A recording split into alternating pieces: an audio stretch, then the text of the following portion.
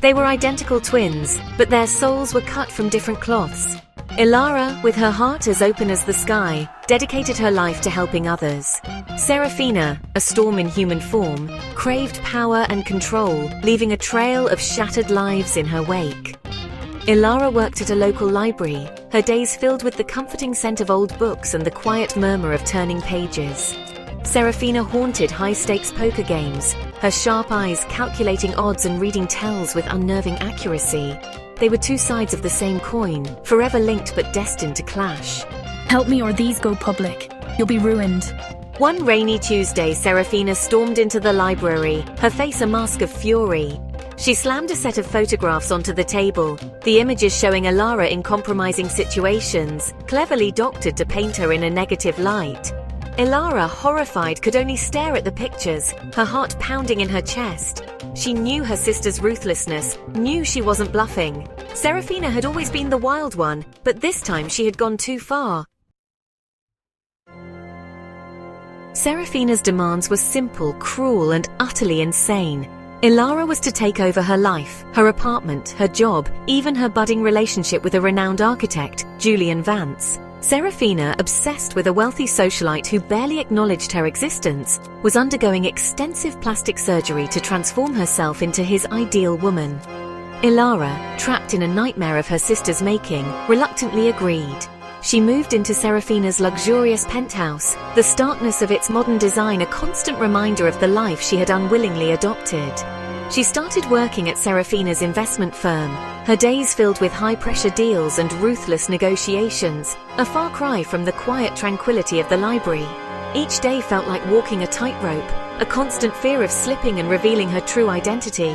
Then there was Julian, a whirlwind of charm and intellect. Ilara found herself drawn to his warmth, his passion for his work, and his kind heart.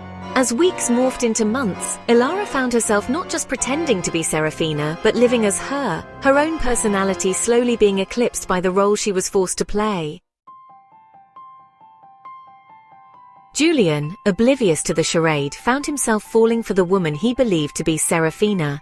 The sharp edges he had initially perceived seemed to have softened, replaced by a newfound vulnerability and kindness. He relished their intellectual debates about architecture and art, their shared love for classical music, and their quiet evenings spent reading together, their fingers brushing against each other as they turned the pages. Ilara, bound by her promise, tried to keep him at arm's length, but Julian's warmth and understanding chipped away at the walls she had erected around her heart. Serafina, I know we haven't known each other long, but... One evening, as they strolled through a moonlit park, Julian stopped, his eyes searching hers. Ilara's heart pounded in her chest, a mixture of fear and longing coursing through her veins. Before Julian could confess his feelings, a familiar figure emerged from the shadows, her face obscured by the darkness. Ilara's breath caught in her throat as the figure stepped into the light. It was Serafina, her expression unreadable. Julian, confused, looked between the two women, his mind racing to make sense of what he was seeing. Well, look who's been playing house. Serafina's voice dripped with sarcasm, her eyes narrowing at Ilara. The tension was palpable, a silent battle of wills unfolding before Julian's bewildered gaze. What is going on here, Serafina? Who is this? Julian's voice wavered with uncertainty, the reality of the situation beginning to dawn on him. Ilara, her heart breaking, knew the time for truth had come. Ilara took a deep breath, her eyes meeting Julian's. "Julian," she began, her voice trembling, "there's something I need to tell you." The revelation hung in the air, a fragile thread of honesty in a web of deception.